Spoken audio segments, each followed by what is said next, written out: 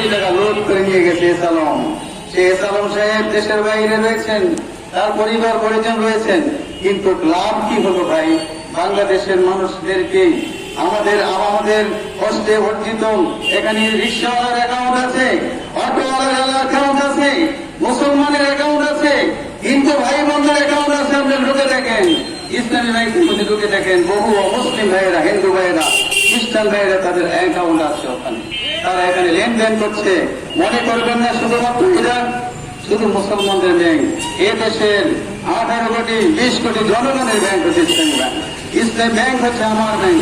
আমার এক ভাই বলেছেন, বন্ধু ইতিপূর্বে বলেছেন, আপনারা জানেন যে কোনো ব্যাংক থেকে 1 লক্ষ টাকা আপনি যদি লোন নিতে যান, আপনার জায়গা লাগবে, জমি লাগবে, স্ত্রীর কাগজপত্র লাগবে, নমিনির ফটোকপি, আইডি কার্ড থেকে শুরু করে 1 বস্তা কাগজ জমা দেওয়ার পরে আপনি একটি ব্যাংক থেকে 1 লক্ষ টাকা নিতে পারবেন।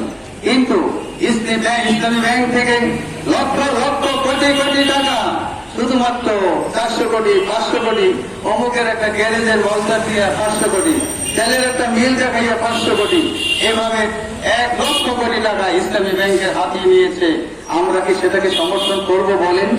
আপনি আমি কষ্ট অর্জিত যে টাকা ব্যাংকে গচ্ছিত, যখন আপনার কাছে আপনি যারা SIBL থেকে শুরু করে 5টি ব্যাংকের যারা ব্যাংকের শেয়ার হোল্ডার আছে, ব্যাংকের অ্যাকাউন্ট যাদের আছে, আপনারা গিয়ে দেখেন ওইখানে আমার অ্যাকাউন্ট আছে। 5,000 টাকা একসাথে পাওয়া যায় না, এবং লক্ষ টাকা তো প্রশ্নই আসে না। কোটি কোটি টাকা ওইসব ব্যাংকে জমা রেখে আজকে তারা সেই সব লোক রেলওয়ে হয়ে রাস্তায় রাস্তায় ঘুরতেছে।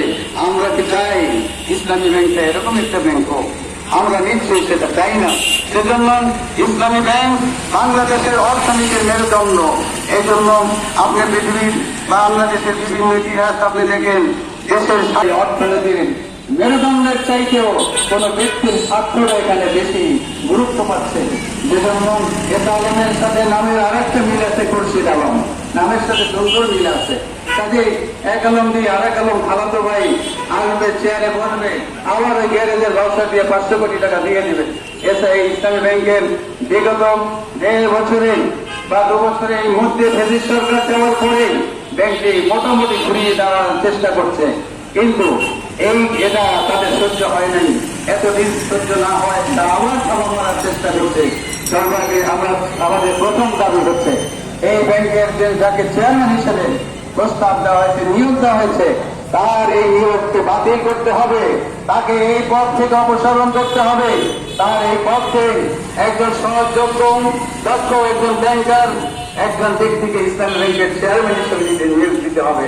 তো আমরা জ্ঞানপ্রদ এর আগে কখনো আন্দোলন করিনি, চেয়ারম্যানের বিপক্ষে কেন করিনি? ব্যাংকটি সুষ্ঠুভাবে সুন্দরভাবে চলেছে, সততার সাথে নিষ্ঠার সাথে ব্যাংক পরিচালিত হয়েছে। আমাদের একজন ইমিগ্রেশন তৈরি ভাই অনেক কষ্ট করে বলছেন যে আমরা মরুভূমির মধ্যে কাজ করে টাকা পাঠাই, সেই টাকা আজকে যদি আমি ব্যাংক থেকে না পাই, আমি নিতে না পারি, তাহলে আমার জীবনে এত কষ্ট করে কি লাভ হলো?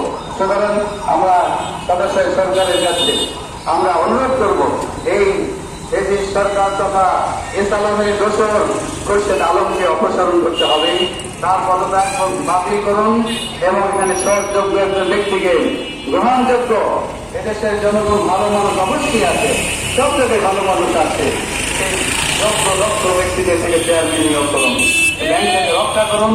ব্যাংক রক্ষা হলে আপনার রাষ্ট্র যখন রক্ষা হবে, এই ব্যাংক যদি ক্ষতিগ্রস্ত হয়, জেনে রাখবেন এই ইসলামী ব্যাংকের সাথে বাংলাদেশের অর্থনীতি অত্যন্ত ওতপ্রোতভাবে জড়িত। 56টা ব্যাংকের মধ্যে আমরা যতটুকু জানি 30% বেশি রেমিটেন্স আছে ইসলামী ব্যাংকে, আর 55টা ব্যাংক সব মিলে হচ্ছে এই টাকা আছে। রেমিটেন্স যোদ্ধারা যখন জানবে যে ব্যাংক লুট হতে যাচ্ছে, তারা রেমিটেন্স বন্ধ করে দিবে, তখন আপনি দেখবেন যে প্রতি মাসে কত টাকা রেমিটেন্স আছে। আমরা ক্ষতিগ্রস্ত হবে জাতীয়ভাবে। সেজন্য সকলের আজকে আমি সর্বশেষ যে কথাটি বলতে চাই যে খুরশিদ আলমের নিয়োগকে আপনারা প্রত্যাহার করুন, বাতিল করুন। এখানে সহযোগ্য দক্ষ একজন ব্যাংকার, যে ব্যাংকের ইন্টারেস্টেই প্রাধান্য দিবে, এমন একজন ব্যক্তিকে এখানে নিয়োগ করুন, তাহলে আমাদের দাবি থাকবে না। আমি সকলকে এই রোদের মধ্যে আমার সম্মানিত গ্রাহক ভাইয়েরা এবং সাংবাদিক বন্ধুরা, পুলিশ এবং আইন শৃঙ্খলা রক্ষাকারী বাহিনীর সদস্যবৃন্দ সকলকে আমাদের পক্ষ থেকে ধন্যবাদ কৃতজ্ঞতা জানাচ্ছি। এটা আমার কথাগুলো আমার একার না, এটা আপনাদেরও মনের কথা, হয়তো কেউ প্রকাশ করতে পারছেন, কেউ পারছেন না। আমি সবাইকে ধন্যবাদ জানিয়ে, কৃতজ্ঞতা জানিয়ে আমি আমার কথা এখানে শেষ করছি। আল্লাহ রাব্বুল